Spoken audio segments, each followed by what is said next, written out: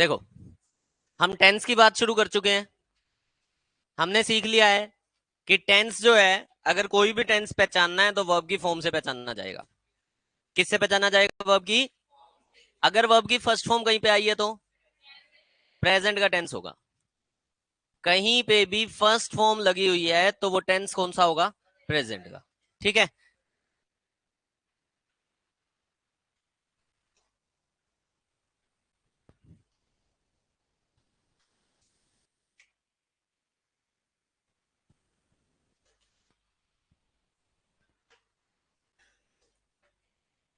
कहीं पे भी अगर वर्ब की फर्स्ट फॉर्म आई है तो टेंस कौन सा है? प्रेजेंट। कहीं पे भी वर्ब की अगर सेकंड फॉर्म आई है तो टेंस कौन सा है? तो पास्ट का टेंस है। और कहीं पे भी थर्ड फॉर्म आई है तो कौन सा टेंस है? परफेक्ट टेंस है। ठीक है। V1 बोले तो, V1 बोले तो, V2 बोले तो, और V3 बोले तो। कहीं पे भी V1 प्लस ING मिल जाए तो, V1 प्लस ING मिल जाए तो V1 प्लस ING हो जाएगा कॉन्टिन्यूअस। और विल या शेल और साथ में क्या हो? V1, तो वो कहलाएगा फ्यूचर। क्या कहलाएगा? फ्यूचर। समझ में आ रहा है सभी को ये बात? ठीक है। अगर ये बात समझ में आ रही है तो शीट में देखते हैं पहला क्वेश्चन। पहला क्वेश्चन देखो क्या कह रहा है। कह रहा है he had been making satisfactory progress since his admission to the college. Sentence के अंदर पहली वर्ब है हैड। पहली वर्ब क्या है? हैड वर्ब की सेकंड फॉर्म है। हैड वर्ब की सेकंड फॉर्म है, ये सबको पता है। हैव की फॉर्म्स होती हैं हैव, हैड और हैड।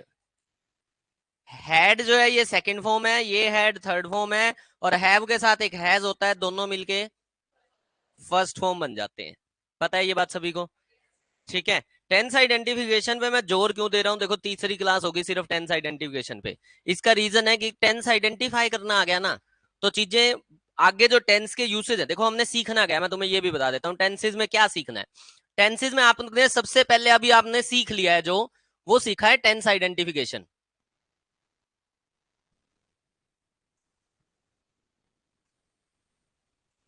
ठीक है। लेकिन आपके एग्जाम में टेंस आइडेंटिफिकेशन से रिलेटेड क्वेश्चन बहुत भूले भटके आते हैं। HSSC, KVS, एस्टेट, सीटेट, इस तरह के जो एग्जाम्स होते हैं वो भूले भटके एक नंबर का क्वेश्चन दे देते हैं, अदरवाइज नहीं आते। अदरवाइज टेंस के जो क्वेश्चन आते हैं वो एरर के क्वेश्चन आते हैं। ऐसा होता है क्या?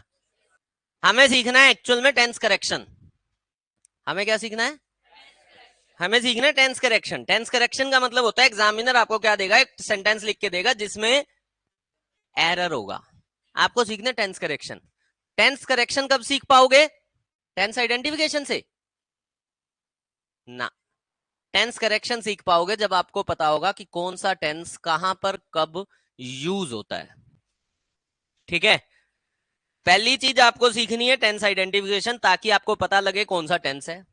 फिर आपको सीखना है टेंस का यूज।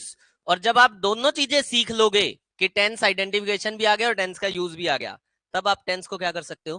करेक्ट कर सकते हो। नहीं तो करेक्ट कर ही नहीं सकते। सही कह रहा हूं? सारे बोल दो।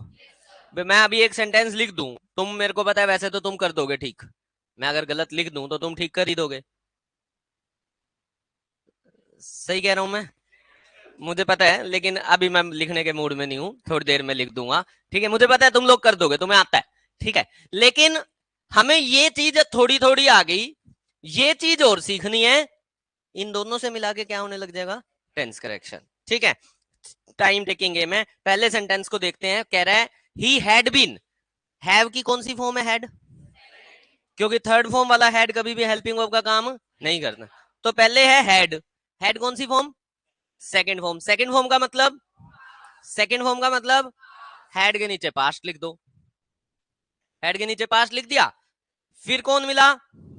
सारे नहीं बोलते। क्या मिल गया? अब ये जो बीन है ये क्या है? किसकी? बी की। किसकी? बी की। बी की फॉर्म होती है बी वॉज बीन। बी की फर्स्ट फॉर्म में ही कौन आ जाता है?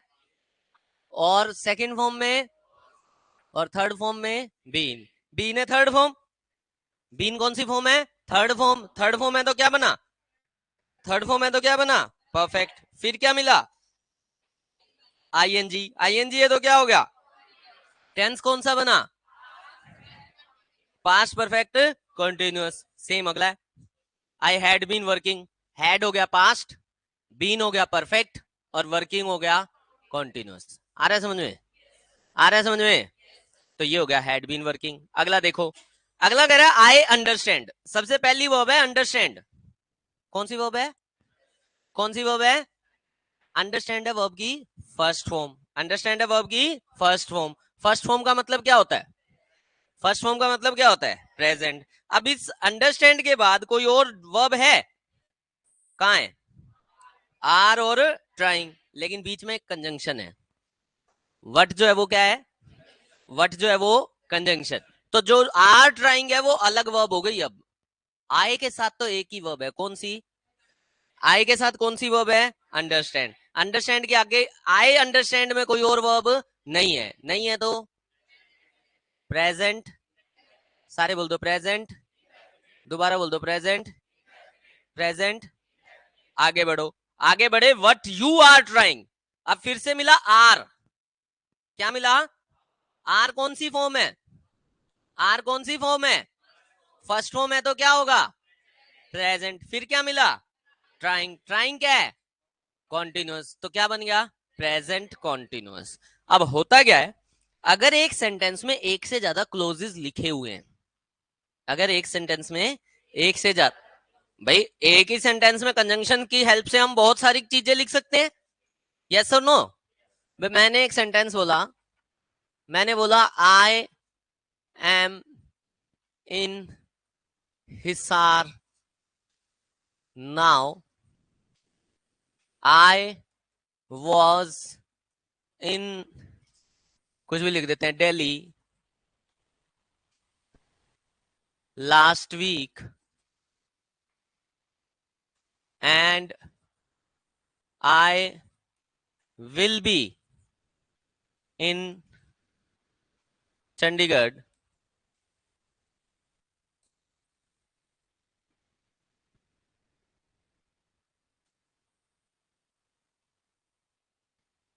Next week.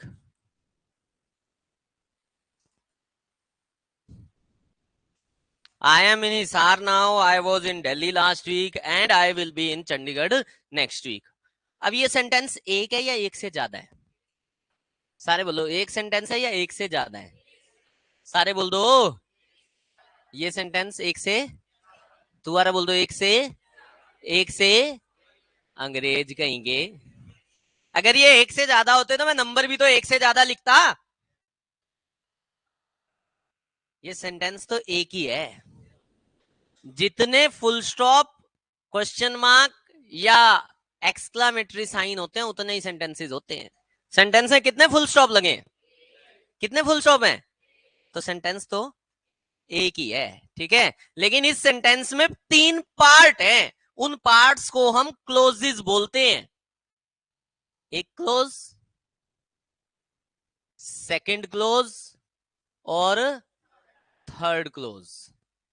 तीन अलग अलग पार्ट्स हैं, ठीक है। और तीन अलग अलग पार्ट्स को हमने क्या बोल दिया? हमने बोल दिया क्लोज। ये है क्लोज नंबर 1, ये है क्लोज नंबर 2, ये भी क्लोज नंबर 2 का ही पार्ट है, और ये है क्लोज नंबर 3। कोई दिक्कत, कोई परेशानी?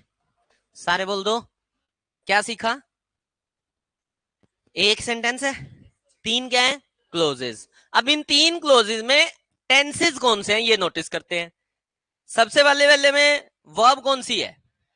सबसे पहली वर्ब कौन सी है? एम का मतलब क्या हो गया? एम का मतलब प्रेजेंट हो गया।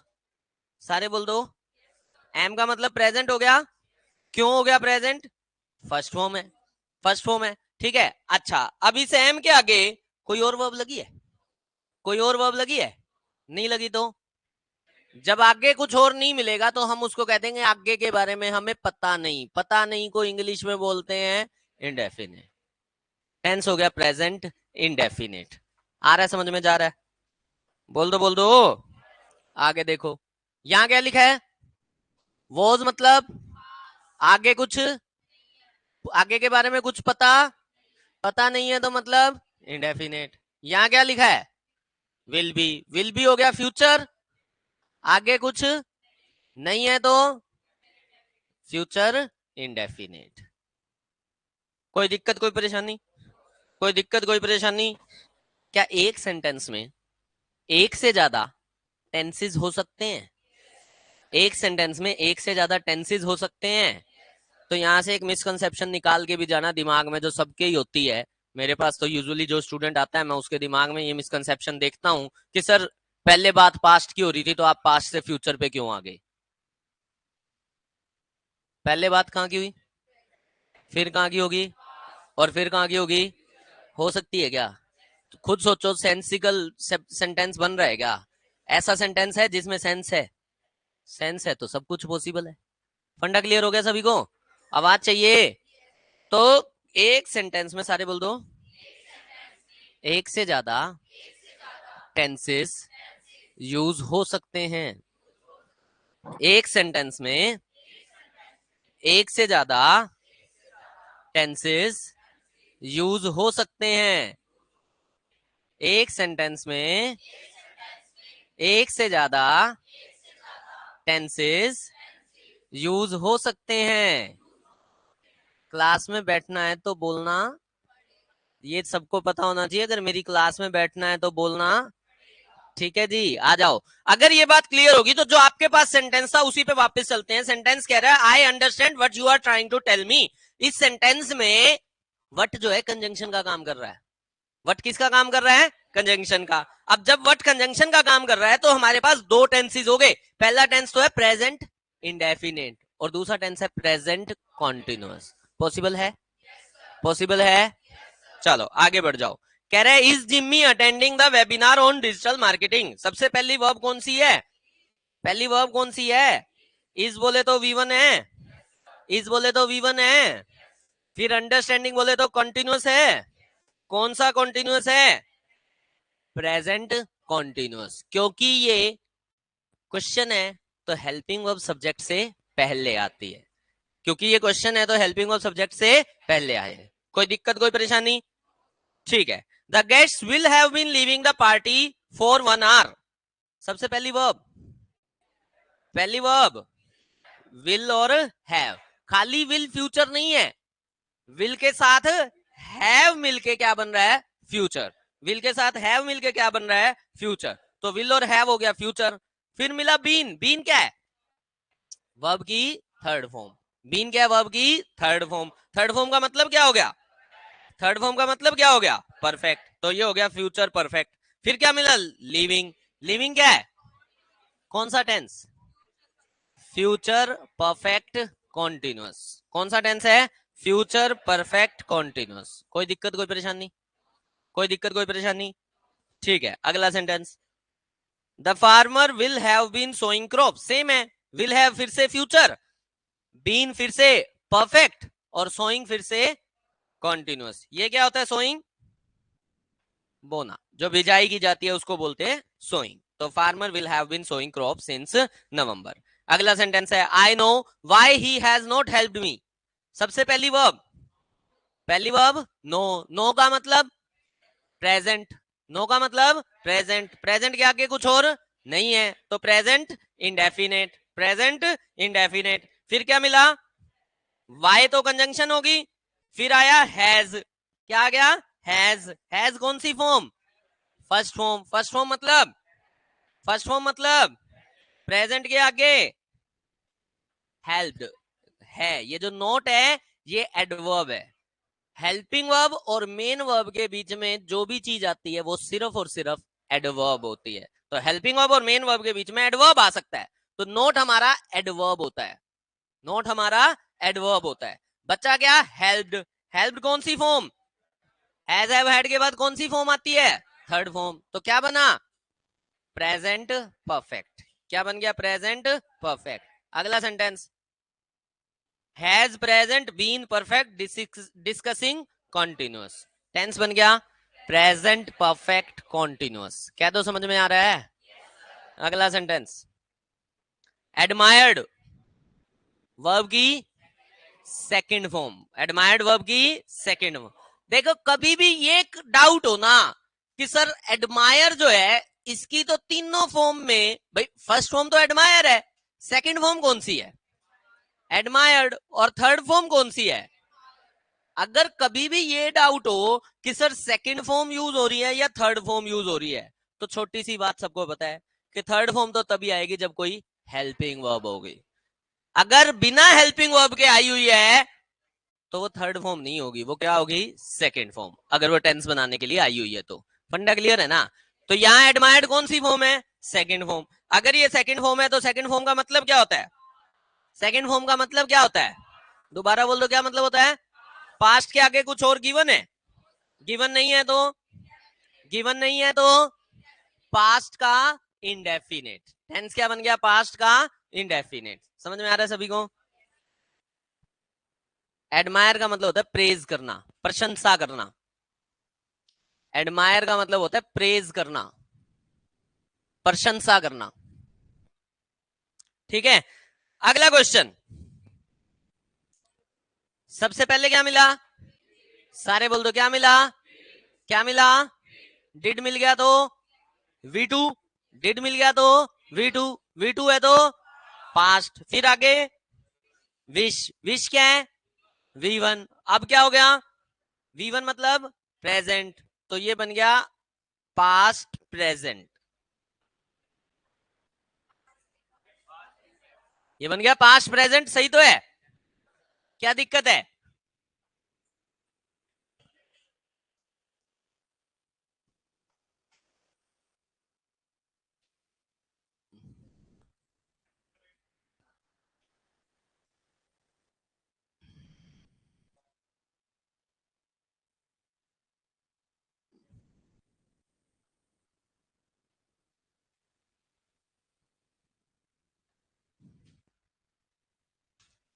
अंकित, तेरे पड़ोसी को उठाइयो। अंकित, हाँ, कहां से आता है तू?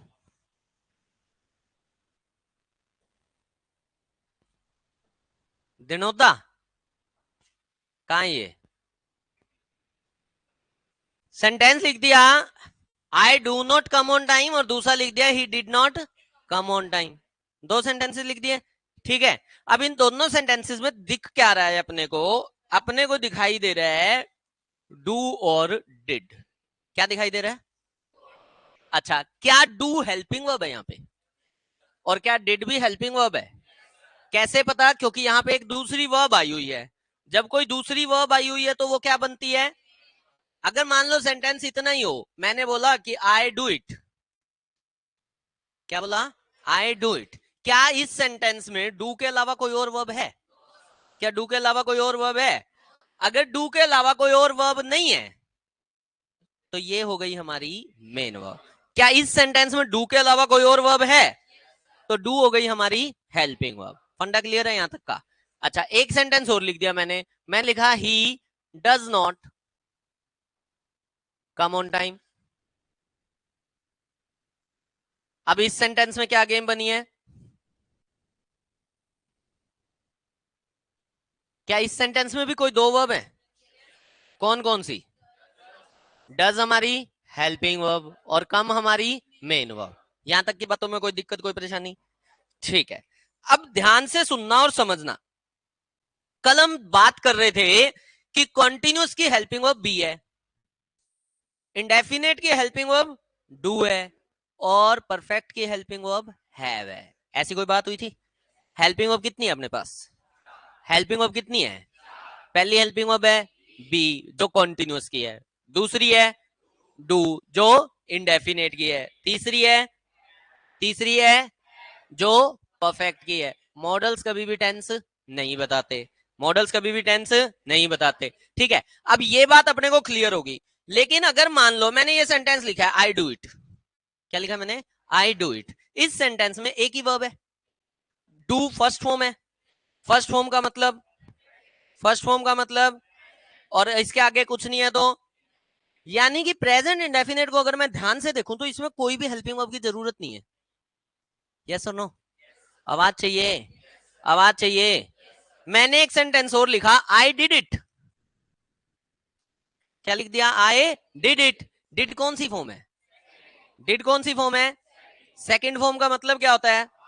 अच्छा, ये डिड हेल्पिंग वर्ब है या मेन वर्ब है? कैसे पता ये मेन वर्ब है? क्योंकि कोई और वर्ब नहीं है। ये बात सबको क्लियर है ना? अच्छा, अगर ये बात क्लियर है, क्या ये टेंस पास्ट इंडेफिनिट है? क्या पास्ट इंडेफिनिट में कोई हेल्पिंग वर्ब आई है? सारे बोल दो, सारे बोल दो। अच्छा, लेकिन अगर मैं सेंटेंस लिखूं कि आई एम डूइंग इट, क्या लिखा मैंने? क्या लिख दिया मैंने? क्या आई एम डूइंग इट में कोई हेल्पिंग वर्ब है? कौन सी? अच्छा, अगर मैं लिखूं आई विल डू इट, क्या आई विल डू इट में कोई हेल्पिंग वर्ब है? कौन सी? कौन सी? एक्चुअल में सिर्फ दो ही टेंसेज हैं। एक्चुअल में सिर्फ दो ही टेंसेज हैं जिनको हेल्पिंग वर्ब की जरूरत नहीं है। कौन कौन से? प्रेजेंट इंडेफिनेट और पास्ट इंडेफिनेट। बोलो, प्रेजेंट इंडेफिनेट और पास्ट इंडेफिनेट टेंस में, सारे नहीं बोलते, प्रेजेंट इंडेफिनेट और पास्ट इंडेफिनेट टेंस में,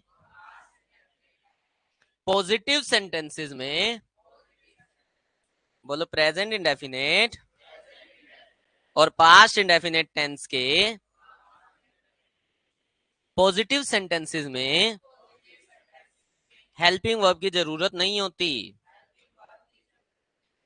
इंग्लिश में दो ही टेंस है जिनमें हेल्पिंग वर्ब की जरूरत नहीं है, बाकी हर जगह हेल्पिंग वर्ब आएगी आएगी। यानी कि अगर कोई सेंटेंस आपको ऐसा दिखाई दे रहा है ना जिसमें हेल्पिंग वर्ब नहीं है, तो वो दो ही हो सकते हैं, या तो प्रेजेंट इंडेफिनेट या फिर पास्ट इंडेफिनेट। समझ में आ रही है मेरी बात? सारे बोल दो, सारे बोल दो। प्रेजेंट इंडेफिनेट और पास्ट इंडेफिनेट के पॉजिटिव सेंटेंसेस में हेल्पिंग वर्ब की जरूरत, बोल दो, हेल्पिंग वर्ब की जरूरत। फंडा क्लियर हो गया? और कोई टेंस है जिसमें हेल्पिंग वर्ब ना चाहिए हो? सभी में हेल्पिंग वर्ब आएगी आएगी। कोई सा टेंस तुम मेरे को नाम बोलो जी, ये टेंस लिख के दिखाओ, देखो हेल्पिंग वर्ब आएगी, कोई सा बोलो, बताओ क्या लिखूं? फ्यूचर परफेक्ट कॉन्टिन्यूस, ये ले भाई। I will have been teaching you for 3 more months। ठीक है, क्या लिख दिया मैंने? I will have been teaching you for 3 more months। अब फ्यूचर परफेक्ट कॉन्टिन्यूस है, वर्ब देखना, पहली, दूसरी, तीसरी, चौथी, 4 वर्ब आ गई। कितनी वर्ब आ गई? कितनी वर्ब आ गई? जब भी एक सेंटेंस में एक से ज्यादा वर्ब आती है, तो जो लास्ट वाली है वो तो है, बाकी सारी हैं, बाकी सारी हैं। एक सेंटेंस में ज्यादा से ज्यादा 3 हेल्पिंग वर्ब आ सकती हैं।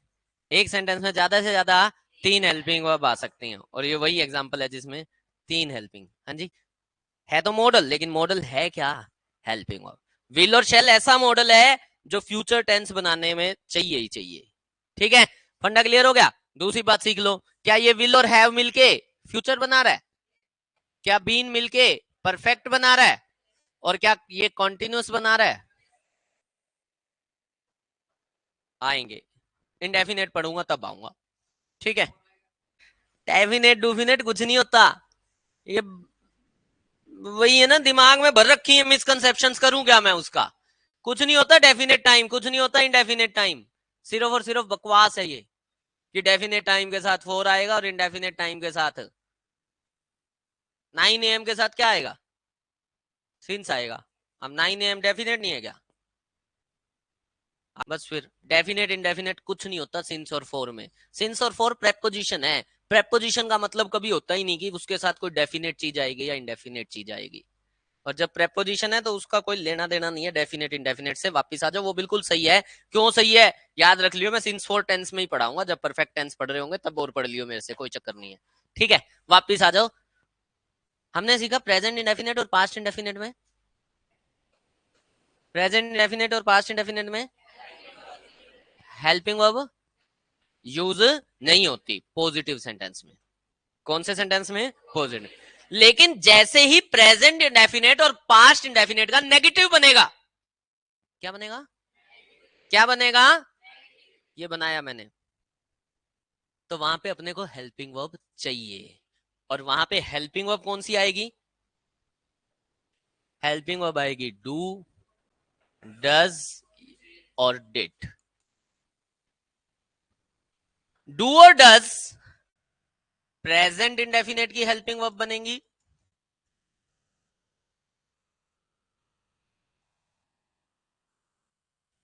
और डिड पास्ट इंडेफिनेट की हेल्पिंग वर्ब बनेगी।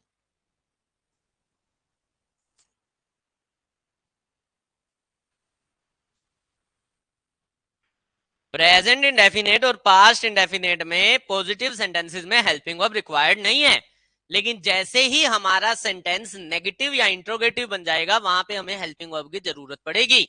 और हेल्पिंग वर्ब, पहले क्वेश्चन उठता क्यों पड़ी जरूरत भाई? नेगेटिव और इंट्रोगेटिव में हेल्पिंग वर्ब की जरूरत क्यों पड़ी? वो तो इंट्रोगेटिव में हो गया, नेगेटिव में क्या सीन है? जरूरत इसलिए पड़ी क्योंकि जब भी नेगेटिव सेंटेंस बनाओगे ना, तो जो नोट है ना, वो हेल्पिंग वर्ब के साथ आएगा। बोलो, नोट हमेशा हेल्पिंग वर्ब के साथ आएगा। आवाज नहीं आ रही मुझे। नोट हमेशा हेल्पिंग वर्ब के साथ आएगा। सारे बोल दो, नोट हमेशा हेल्पिंग वर्ब के साथ आएगा। फॉर एग्जाम्पल, अगर मैं आपके सामने एक सेंटेंस लिख दूं, मैंने लिखा आई कम हेयर डेली। मैंने एक सेंटेंस लिख दिया, आई कम हेयर डेली। अब ये जो सेंटेंस है आई कम हेयर डेली, ये सेंटेंस में टेंस कौन सा पहले बताओ? कम कौन सी फॉर्म है? कम कौन सी फॉर्म है? फर्स्ट फॉर्म बोले तो प्रेजेंट, आगे कोई और फॉर्म नहीं है, नहीं है तो प्रेजेंट का इंडेफिनिट। क्लियर है ये बात सभी को? अच्छा, अब क्योंकि ये प्रेजेंट इंडेफिनिट है, क्योंकि ये प्रेजेंट इंडेफिनिट है, अगर इसका मुझे नेगेटिव बनाना पड़े, तो नेगेटिव बनाने के लिए हम नॉट लगाते हैं। तो नेगेटिव आप ऐसे बना सकते हैं ना, I come not here, I come not here daily. सही है क्या? आवाज चाहिए? क्यों? क्योंकि नॉट मेन वर्ब के साथ नहीं आता। किसके साथ आता है? हेल्पिंग। तो इसको सही टेंस बनाने के लिए हमने हेल्पिंग वर्ब लगा दी, कौन सी? Do not come here daily. कोई दिक्कत, कोई परेशानी? सारे बोल दो, सारे बोल दो। समझ में आ रहा है? नेगेटिव सेंटेंस बनाने के लिए हमें हेल्पिंग वर्ब की जरूरत इसलिए पड़ी क्योंकि नोट हमेशा हेल्पिंग वर्ब के साथ आता है। पहली कहानी समझ में आई? क्वेश्चन उठता है जी, अगर इंट्रोगेटिव बनाना हो, मतलब क्वेश्चन पूछना हो, तो हेल्पिंग वर्ब क्यों चाहिए? क्योंकि इंट्रोगेटिव सेंटेंसेस में, सारे बोलो, सारे बोलो, इंट्रोगेटिव सेंटेंसेस में हेल्पिंग वर्ब हमेशा सब्जेक्ट से पहले आती है। भाई मैं किसी को यूं बोलूं, यू आर गोइंग, क्वेश्चन है ना ये। मैंने ये सेंटेंस बोला किसी को, यू आर गोइंग, क्वेश्चन है ये? क्या क्वेश्चन नहीं है? अच्छा, लेकिन अगर इसका क्वेश्चन बनाना हो, ऐसे बनेगा। सारे बोल दो, सारे बोल दो। कैसे पता? अच्छा देखना, तीनों तीनों वर्ड दोनों सेंटेंसेस में सेम है। यहां भी यू लिखा है, यहां भी आर लिखा है, और यहां भी गोइंग लिखा है। आर भी है, यू भी है, और गोइंग भी है, वर्ड सेम है। सारे बोल दो। कैसे पता चला कि ये सिंपल सेंटेंस है और ये क्वेश्चन है? हेल्पिंग वर्ब की पोजीशन से, हेल्पिंग वर्ब की पोजीशन से। बोलो, इंट्रोगेटिव सेंटेंसेस में, सारे बोल दो, इंट्रोगेटिव सेंटेंसेस में, आवाज चाहिए, इंट्रोगेटिव सेंटेंसेस में हेल्पिंग वर्ब हमेशा सब्जेक्ट से पहले आएगी। इंट्रोगेटिव सेंटेंसेस में हेल्पिंग वर्ब हमेशा सब्जेक्ट से पहले आएगी। क्योंकि इंट्रोगेटिव सेंटेंसेस में हेल्पिंग वर्ब हमेशा सब्जेक्ट से पहले आएगी। अगर इसका इंट्रोगेटिव बनाना हो, क्या इसमें कोई हेल्पिंग वर्ब है? अब जिसमें कोई हेल्पिंग वर्ब है ही नहीं, उसको अपनी तरफ से एक हेल्पिंग वर्ब देनी पड़ेगी। तो क्या बनाऊंगा? Do I come here daily. कोई दिक्कत, कोई परेशानी? समझ में आ रहा है सभी को? मैंने एक सेंटेंस लिख दिया, how many people are not going.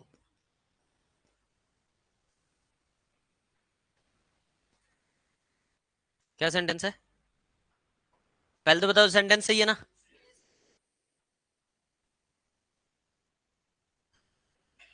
Sentence सही है? क्वेश्चन है ये? क्वेश्चन है या नहीं है? क्वेश्चन तो है, क्वेश्चन तो है। सेंटेंस सही है या नहीं है? सही है या नहीं है? कौन कौन कह रहा है सही नहीं है? सही तो है। कौन कह रहा है सही नहीं है? एक दो। और कौन कह रहा है सही नहीं है? तीन। तो तीन ही लोग कह रहे हैं सही नहीं है। क्यों सही नहीं है? क्यों सही नहीं है? क्यों सही नहीं है? अंग्रेज जो अभी सिखाया इंट्रोगेटिव सेंटेंसेस में, सारे बोलो, क्या ये इंट्रोगेटिव सेंटेंस है? सारे बोल दो, क्या ये इंट्रोगेटिव सेंटेंस है? बोलो, इंट्रोगेटिव सेंटेंसेस में, इंट्रोगेटिव सेंटेंसेस में, आवाज ही नहीं है। इंट्रोगेटिव सेंटेंसेस में हेल्पिंग वर्ब हमेशा सब्जेक्ट से पहले आएगी। आई हुई है। फिर सही है ये? कौन बोला सही है जी?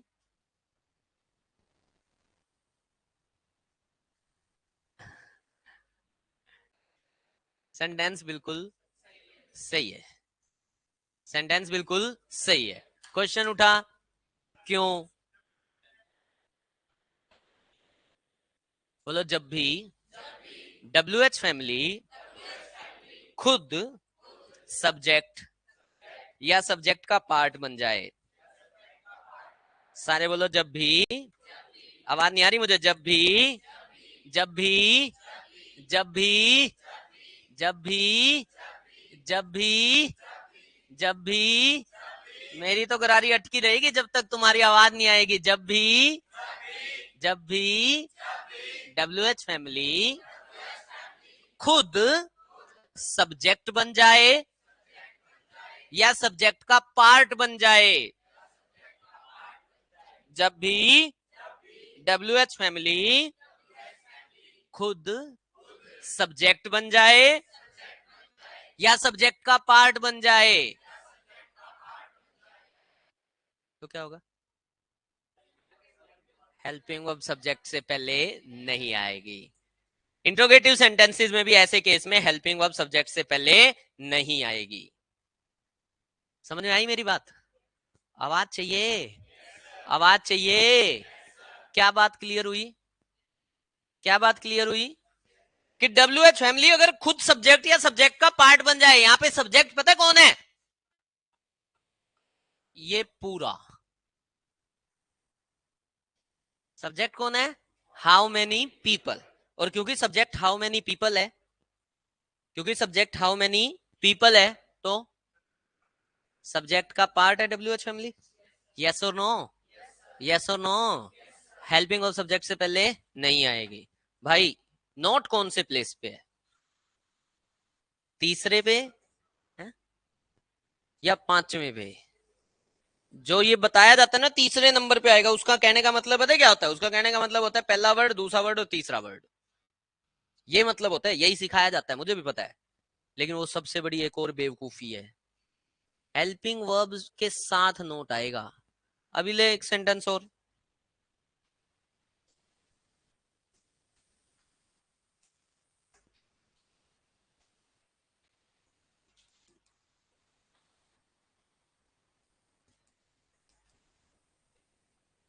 अब इसको तो देख के आदमों का सिर चकरा जाएगा कि सर आप अभी तो कुछ बोल रहे थे, अब आपने कुछ और कर दिया।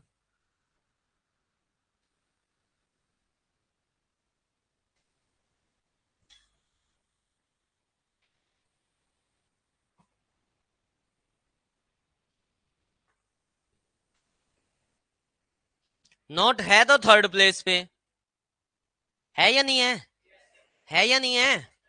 लेकिन ये तो हेल्पिंग वर्ब के बिना आ गया, ये क्या कहानी बना दी। और देखो,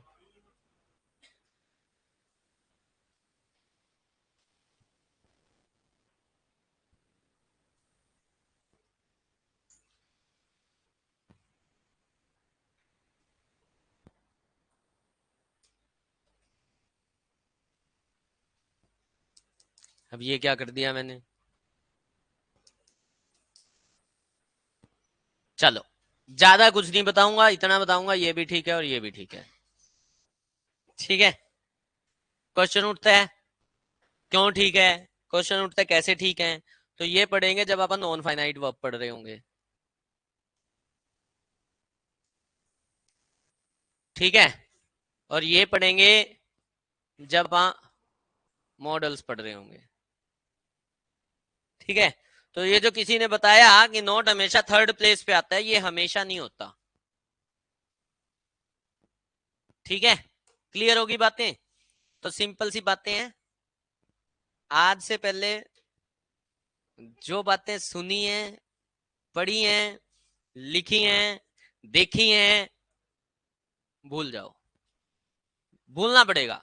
ठीक है, चलो वापिस आ जाओ, मैं यहां पे था ही नहीं। हमें एक बात पता चल चुकी है कि क्या, अगर कभी भी मुझे प्रेजेंट इंडेफिनेट का या पास्ट इंडेफिनेट का नेगेटिव और इंट्रोगेटिव बनाना होगा, तो वहां पे मुझे हेल्पिंग वर्ब लगानी पड़ेगी। कौन सी? डू डज या डिड। डू डज कहां लगेगी और डिड कहां लगेगा? यहां से सीखना पता है क्या, अगर सेंटेंस में do does did helping verb में दिखाई दे जाए, तो डू डज वाला सेंटेंस प्रेजेंट इंडेफिनेट है और डिड वाला सेंटेंस पास्ट इंडेफिनेट है। कुछ समझ में आई बात? कुछ समझ में आई बात? अगर समझ में आई तो 10th क्वेश्चन देखो तुम्हारी शीट में।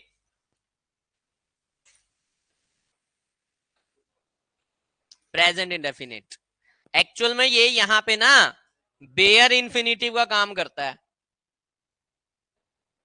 है तो फर्स्ट फॉर्म। काम किसका कर रहा है अब? Bear infinitive. बेयर इन्फिनिटिव क्या था? Non finite verb. Non finite verb tense के बारे में बात नहीं करती। नॉन फाइनाइट वर्ब वो होती है क्या जो टेंस के अकॉर्डिंग चेंज नहीं होती? ऐसा होता है क्या? इसीलिए ये टेंस की बात नहीं करेगी, टेंस की बात सिर्फ ये करेगी। ये करेगी तो ये क्या है?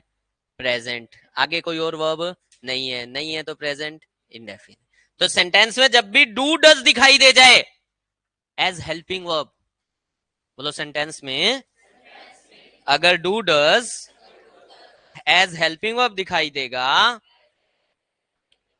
अगर सेंटेंस में do does as helping verb दिखाई देगा, अगर सेंटेंस में do does as helping verb दिखाई देगा, तो प्रेजेंट इंडेफिनिट टेंस होगा। कौन सा टेंस होगा? Present indefinite. समझ में आ रही है मेरी बात? समझ में आ रही है मेरी बात? लेकिन अगर डिड हेल्पिंग वर्ब होगा तो पास्ट इंडेफिनिट। ठीक है, अगर डू डज हेल्पिंग वर्ब है तो प्रेजेंट इंडेफिनिट, और अगर डिड हेल्पिंग वर्ब है तो पास्ट इंडेफिनिट। ये चीज अपन ने यहां लिखी दी थी। जब भी ये हेल्पिंग वर्ब तो प्रेजेंट इंडेफिनिट, ये हेल्पिंग वर्ब तो पास्ट इंडेफिनिट। फर्स्ट फॉर्म ही आएगी हमेशा। बोलो, डू डज डिड के बाद हमेशा वर्ब की फर्स्ट फॉर्म ही आएगी। डू डज डिड के बाद हमेशा वर्ब की फर्स्ट फॉर्म ही आएगी। ठीक है, डन होगी यहां तक की बातें? एनी दिक्कत, एनी परेशानी? चलो, अगर ये बातें क्लियर होगी तो क्वेश्चन नंबर 10 पे आओ फटाफट। कह रहा है I did not wish to talk to about that matter. Talk to that about, क्या कह रहा है? टॉक टू हिम लगाओ, कुछ तो चाहिए बीच में। दो दो प्रेपोजिशन एक साथ नहीं आती कभी भी। टू भी प्रेपोजिशन है और अबाउट भी क्या है? प्रेपोजिशन। सेंटेंस गलत है ये। क्यों क्यों गलती होगी? दो प्रेपोजिशन एक साथ यूज नहीं होती। दो प्रेपोजिशन एक साथ यूज नहीं होती। क्वेश्चन उठता क्यों नहीं होती? क्योंकि प्रेपोजिशन को तो अपने बाद नाउन चाहिए या प्रोनाउन चाहिए, तो दो प्रेपोजिशन एक साथ यूज नहीं होती। तो यहां पे सेंटेंस बनेगा I did not wish to talk to him about that matter. Him लगा लो अपनी तरफ से, ठीक है। अब सेंटेंस में डिड नॉट दिखाई दे रहा है। डिड नॉट दिखाई देते ही ज्यादा टेंशन लेनी नहीं। कौन सा टेंस? Past indefinite. हाँ जी, हाँ टू हटा दो तब भी ठीक है, फिर वो सेंटेंस तो तब भी ठीक है, वो लगा हुआ था तो आपने कुछ और लगा लिया, ठीक है। चलो अभी तुम आगे वाले कर लोगे, हम बीच बीच में से कुछ सेंटेंसेस उठाते हैं। विश V1 है बेटा। हाँ टू तो, हाँ वो टू टॉक तो टू प्लस V1 हो गया ना। टू प्लस V1 तो टू इन्फिनिटिव है, ठीक है। एक काम करो, क्वेश्चन नंबर 29 देखो फटाफट। ये शीट तुमने आज घर से पूरी करके आनी है, ठीक है। क्वेश्चन नंबर 29 देखो। हाँ आज का होमवर्क यही है। हाँ कल वाला चेक करते हैं, अभी करते हैं। आज तो करके आया होगा, ठीक है। Question number 29। I have not been speaking to her. पहली वर्ब है हैव। हैव का मतलब फर्स्ट फॉर्म, फर्स्ट फॉर्म का मतलब हैव के नीचे लिख दिया प्रेजेंट। नॉट हमारा एडवर्ब है, छोड़ दिया। फिर आया बीन। बीन वर्ब की थर्ड फॉर्म बोले तो, थर्ड फॉर्म बोले तो, और फिर स्पीकिंग, स्पीकिंग बोले तो कंटिन्यू। क्या बन जाएगा? Present perfect continuous. 34 कौन सा टेंस है? नहीं, विल हो गया फ्यूचर, बी हो गया प्रेजेंट, और प्लेइंग हो गया continuous. Will future, will be future, और प्लेइंग कॉन्टिन्यूअस, ठीक है बहुत बढ़िया। 37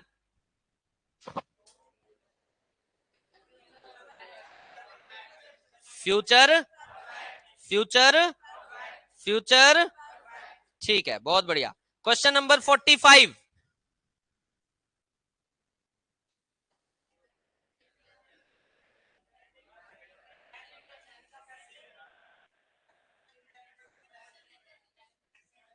क्या सेंटेंस है?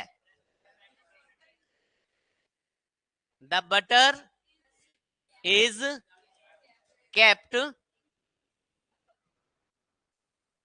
इन द फ्रिज।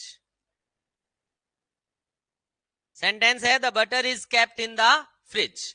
अब ये जो सेंटेंस है कि the butter is kept in the fridge, इस सेंटेंस में, इस सेंटेंस में वर्ब कौन सी है? इज, और दूसरी वर्ब कौन सी है? केप्ट। इज जो है प्रेजेंट है, सारे बोल दो। इज है प्रेजेंट, और केप्ट वर्ब की थर्ड फॉर्म है। थर्ड फॉर्म है तो परफेक्ट,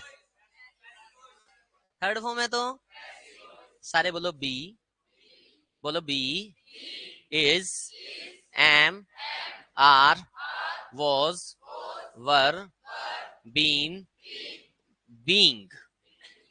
बीन और बीइंग, बोलो बी, दोबारा बोलो be, is, am, are, was, were, been और बीइंग। ये सारी बी की फॉर्म्स हैं। ये सारी किसकी फॉर्म्स हैं? बी की फॉर्म। तो यहां से सीखना ये है, बोलो बी या बी की किसी भी फॉर्म के बाद आने वाली थर्ड फॉर्म पैसिव वॉइस कहलाएगी। बोलो बी या बी की किसी भी फॉर्म के बाद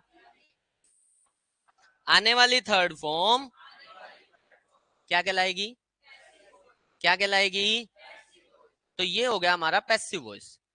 अब ये जो थर्ड फॉर्म है ये पैसिव वॉइस बता रही है, एक वर्ब एक ही काम करेगी, दो दो काम नहीं करेगी। ये नहीं है कि वो पैसिव वॉइस भी बताए और वो टेंस भी बताए। समझ आ रही है मेरी बात? तो ये क्या हो गया? Passive voice. ये क्या हो गया? Passive voice. अब प्रेजेंट के आगे कोई और वर्ब है जो टेंस बता रही हो? प्रेजेंट के आगे कोई और वर्ब नहीं है तो कौन सा टेंस बना? प्रेजेंट इंडेफिनेट का पैसिव वॉइस। कौन सा टेंस बना? प्रेजेंट इंडेफिनेट का पैसिव वॉइस। नहीं होता। कल आपको जो होमवर्क मिला था उसमें मैंने कहा था 4 स्ट्रक्चर का पैसिव वॉइस नहीं है। 4 स्ट्रक्चर का, देखो अपने पास टोटल 12 टेंसेस हैं। 12 टेंसेस है ना। देखो कौन कौन से टेंसेस हैं अपने पास? एक तो प्रेजेंट है, एक पास्ट है, एक फ्यूचर है। अब इसमें इंडेफिनेट है, एक कॉन्टिन्यूअस है, और परफेक्ट है, और परफेक्ट कॉन्टिन्यूअस है। यही है, यही है। अगर आप पैसिव वॉइस की बात करें, एक्टिव वॉइस में तो सारे हैं। एक्टिव वॉइस में अपने पास 12 टेंसेस हैं। प्रेजेंट के कितने? 4। Present indefinite, present continuous, present perfect और प्रेजेंट परफेक्ट कॉन्टिन्यूअस। पास्ट के भी 4, past indefinite, past continuous, past perfect, past perfect continuous. Future में भी फ्यूचर इंडेफिनेट। 12 टेंसेस हैं किसमें? एक्टिव वॉइस में। किसमें? एक्टिव वॉइस में। लेकिन जब पैसिव वॉइस की बात आती है ना, तो पैसिव वॉइस प्रेजेंट इंडेफिनेट का भी बनता है, पास्ट इंडेफिनेट का भी बनता है और फ्यूचर इंडेफिनेट का भी बनता है। ठीक है। प्रेजेंट कॉन्टिन्यूअस का भी बनता है, फ्यूचर पास्ट कॉन्टिन्यूअस का भी बनता है और फ्यूचर कॉन्टिन्यूअस का नहीं बनता। इसका भी बनता है, इसका भी बनता है, इसका भी बनता है।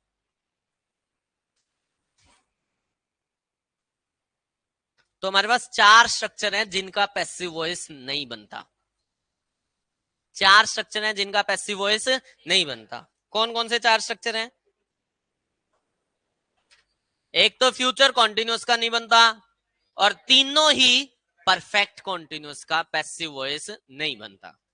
फंडा क्लियर हो गया? फंडा क्लियर हो गया? क्वेश्चन उठते हैं क्यों नहीं बनता? क्वेश्चन उठता है क्यों नहीं बनता? छोटी सी बात बताऊंगा, समझ में आ जाए तो बहुत बढ़िया, ना समझ में आए ना तो जिस दिन आप एक्टिव पैसिव वॉइस डिटेल में पढ़ रहे होंगे तब पढ़ा दूंगा। ठीक है, छोटी सी बात है, मैं बता देता हूं। ये जो है ना परफेक्ट कॉन्टिन्यूअस जो प्रेजेंट वाला है, इसका पैसिव वॉइस नहीं बनता, क्योंकि इसका नहीं बनता और इसका नहीं बनता और इसका नहीं बनता। यही रीजन है। आ गया सबको समझ में? सबको समझ में आ गया? आज इतना ही पढ़ के आया था मैं। ठीक है, इससे ज्यादा मैं पढ़ के नहीं आया। ठीक है, लॉजिक ये है, इसका नहीं बनता क्योंकि इसका नहीं बनता, और इसका नहीं बनता, इसका इसलिए नहीं बनता क्योंकि इसका नहीं बनता।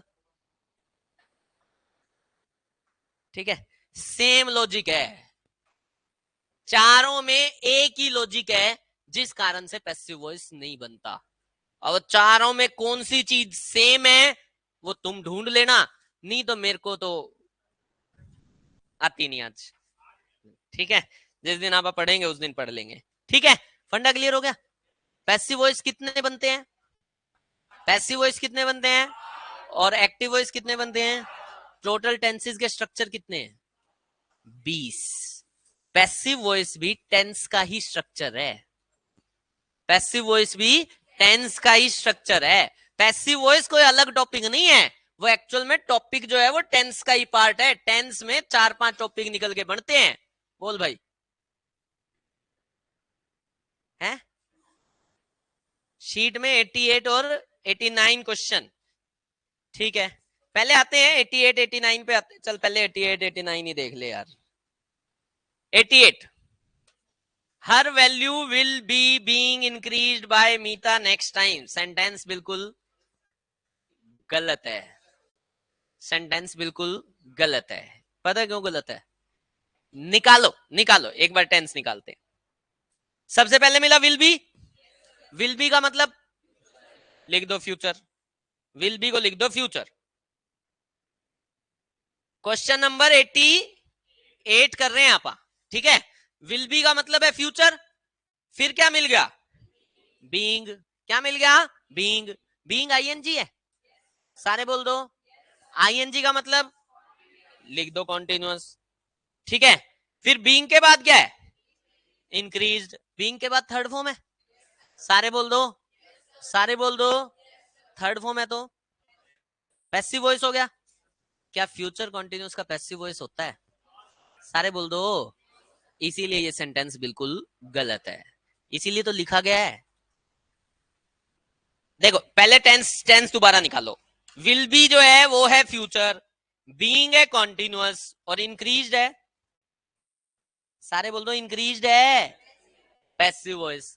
किसका कोई पैसिव वॉइस बन रहा है, फ्यूचर कॉन्टिन्यूअस का। अभी क्या सीखा, फ्यूचर कॉन्टिन्यूअस का पैसिव वॉइस नहीं बनेगा, इसीलिए ये सेंटेंस गलत है। समझ आ गई मेरी बात। ये शीट में दिया ही इसलिए हुआ है ताकि आपको ये पता लगे कि पैसिव वॉइस फ्यूचर कॉन्टिन्यूअस का नहीं बनता। आगे बढ़ो, अगला देखो इससे 89। विल बी फ्यूचर है, बीइंग जो है वो क्या है, सारे नहीं बोलते, कॉन्टिन्यूअस। और अप्लाइड क्या है, पैसिव। किसका पैसिव हो गया, फ्यूचर कॉन्टिन्यूअस का। बनता है या नहीं बनता, पैसिव नहीं बनता, गलत है। अगला क्वेश्चन देख लो 90th देखो। The last bus had been missed by her. सबसे पहले हैड मिला, हैड मतलब, हैड मतलब सेकंड फॉर्म। फिर बीन कौन सी फॉर्म होगी, थर्ड फॉर्म। और मिस्ड कौन सी फॉर्म होगी, third form.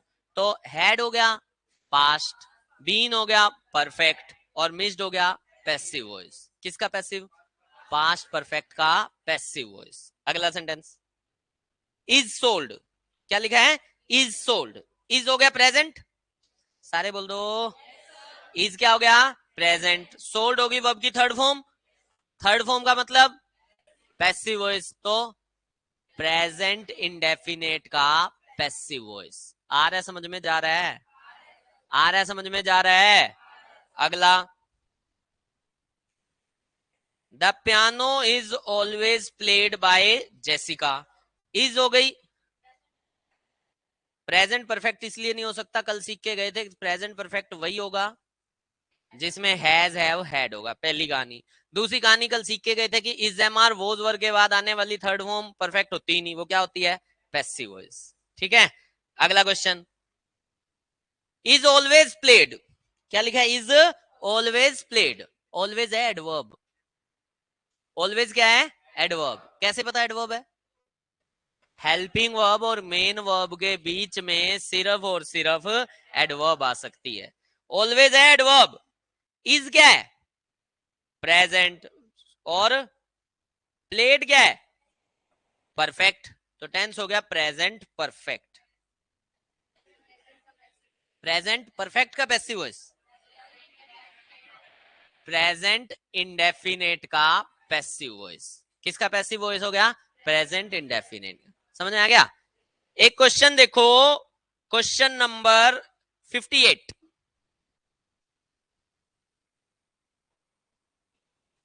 A book would be bought by me. 58, would हो गया फ्यूचर, बी हो गया प्रेजेंट, बोट हो गई पैसिव। हाँ जी, मॉडल्स में टेंस आइडेंटिफाई नहीं होंगे, तो इसका हम टेंस आइडेंटिफाई नहीं करेंगे।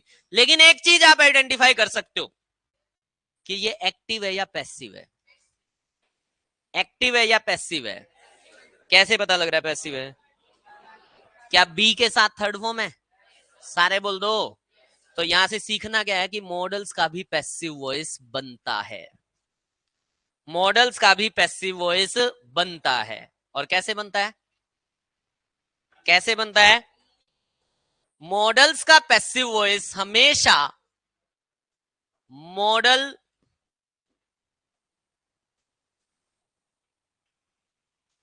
प्लस बी और प्लस वर्ब की थर्ड फॉर्म।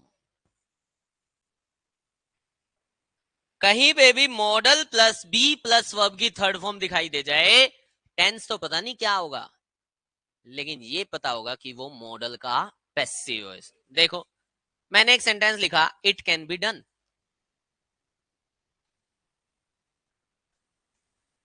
क्या लिख दिया? सारे नहीं बोलते, क्या लिख दिया? सेंटेंस क्या लिखा है? It can be done. अब ये जो सेंटेंस है इट कैन बी डन, क्या बता रहा है? टेंस कौन सा है? कुछ नहीं पता, लेकिन ये पता है पैसिव वॉइस है। कैसे पता है? Modal plus be plus third form. फंडा क्लियर हो गया? आवाज चाहिए, आवाज चाहिए। तो modal plus be plus verb की थर्ड फॉर्म हमेशा क्या बताती है? Passive voice. कोई दिक्कत, कोई परेशानी? ठीक है, अगर नहीं है तो question number 64।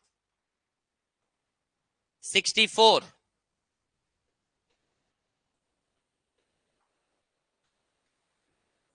Was being, was हो गई पास्ट, बीइंग हो गया continuous. Was past, being continuous.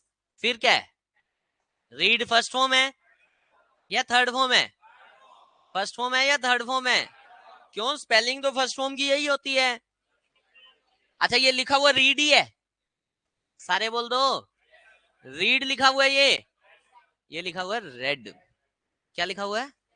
क्या लिखा हुआ है? रीड के केस में फर्स्ट फॉर्म को रीड पढ़ते हो, सेकंड और थर्ड फॉर्म की स्पेलिंग सेम है, लेकिन पढ़ा जाता है रेड।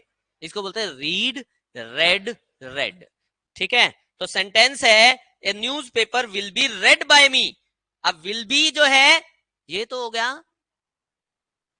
कौन सा बता रहा था, सॉरी 64, सॉरी।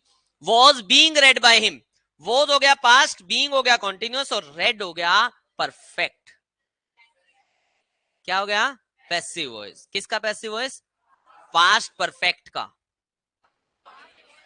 किसका? ठीक है, चलो ठीक है। अगला क्वेश्चन देखेंगे आप 66। 66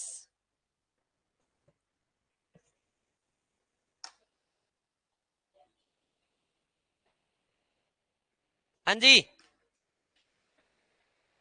66 में है विल बी संग।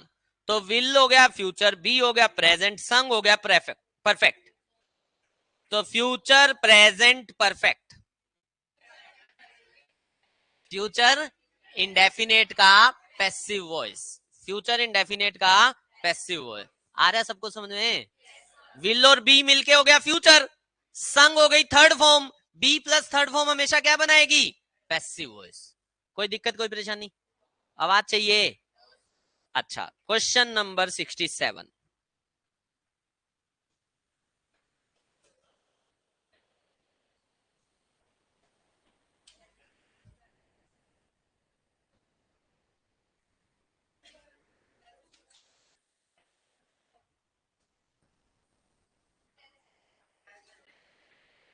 कौन सा है?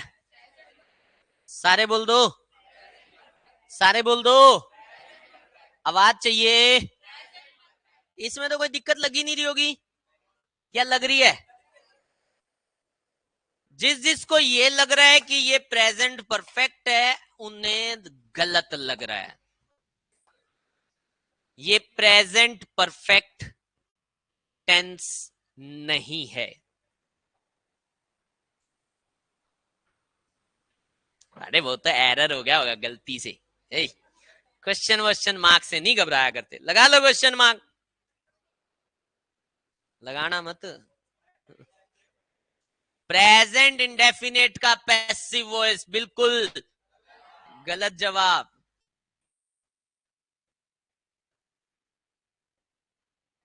सिंपल प्रेजेंट इंडेफिनेट, बिल्कुल गलत जवाब।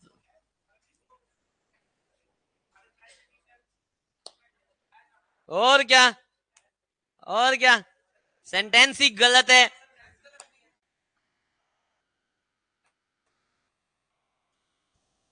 हैव मॉडल्स नहीं होता बेटा।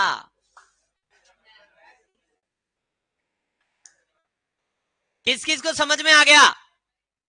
एक। और किसको समझ में आया? 2, 3। जांगड़ा साहब क्या ये प्रेजेंट इंडेफिनेट? बिल्कुल गलत जवाब। सौरभ और कौन है? अंग्रेजों। क्या ये सेंटेंस V1 से स्टार्ट हो रहा है? पीछे क्वेश्चन मार्क है? पीछे क्वेश्चन मार्क है, यानी ये इंटेरोगेटिव तो नहीं है, इंट्रोगेटिव नहीं है, और V1 से स्टार्ट हो रहा है, तो क्या इंपेरेटिव सेंटेंस होते हैं? आवाज चाहिए। ये एक इंपेरेटिव सेंटेंस है। हमने कुछ सेंटेंसेस की टाइप सीखी थी क्या? इंपेरेटिव सेंटेंसेस में टेंसेस आइडेंटिफाई नहीं होते। यहां से सीखो, इंपेरेटिव सेंटेंसेस में भी, सारे बोल दो, आवाज नहीं आ रही, इंपेरेटिव सेंटेंसेस में भी टेंसेस आइडेंटिफाई नहीं करेंगे। क्वेश्चन वैसे उठना चाहिए, क्यों नहीं करते? क्योंकि क्योंकि इनका सब्जेक्ट कैसा मर्जी हो, हमेशा V1 से स्टार्ट होती है ये वर्ब। ठीक है, सब्जेक्ट गिवन ही नहीं होता, पहली कहानी। दूसरी कहानी पता है क्या होती है? देखो, मैंने किसी को गेट आउट, मैंने किसी को क्या कहा? Get out. जब मैं किसी को कहूंगा गेट आउट, तो मेरे बोलने के बाद वहां से जाएगा या बोलने से पहले चला जाएगा? बोलने के बाद जाएगा। यानी वो एक्शन प्रेजेंट में होगा या फ्यूचर में होगा? बोलने के बाद होगा। तो एक्चुअल में जो इंपेरेटिव सेंटेंसेस है ना, वो मैक्सिमम टाइम्स फ्यूचर को ही डिनोट करते हैं। इसीलिए हम उनका टेंसेस आइडेंटिफाई नहीं करते, क्योंकि है तो V1। अब V1 किसको डिनोट करती है? फ्यूचर को या प्रेजेंट को? किसको डिनोट करती है? प्रेजेंट को। तो इंपेरेटिव सेंटेंसेस जनरली फ्यूचर को डिनोट करते हैं। हैज, इसलिए अगर हैज आ जाएगा तो हैज तो नेचुरल फॉर्म नहीं रही। इंपेरेटिव सेंटेंसेस V1 से शुरू होते हैं या V1 प्लस एस या ES से शुरू होते हैं? V1 से शुरू होते हैं। ठीक है, अगर हैज लगा दोगे ना तो क्वेश्चन मार्क लगाना पड़ेगा और फिर प्रेजेंट परफेक्ट बनेगा। हैव दिस लोक ब्रोकन का मतलब है इस लोक को तुड़वाओ। इसका मतलब क्या है? इस लोक को तुड़वाओ। और हैज दिस लोक ब्रोकन का मतलब हो जाएगा क्या ये लोक टूट गया है? ठीक है, ब्रोकन वर्ब की थर्ड फॉर्म है विदाउट हेल्पिंग वर्ब, वर्ब का काम नहीं करेगी, पास्ट पार्टिसिपल है, एडजेक्टिव का काम कर रही है। ठीक है, समझ में आया सभी को? क्या इंपेरेटिव सेंटेंसेस का पैसिव वॉइस, इंपेरेटिव सेंटेंसेस का पैसिव वॉइस पैसिव तो बनता है। मैंने कब का पैसिव नहीं बनता? मैंने कहा है इंपेरेटिव सेंटेंसेस का टेंस आइडेंटिफाई क्यों नहीं होता? क्योंकि ये अक्सर किसको डिनोट करते हैं? फ्यूचर को। आ गया समझ में?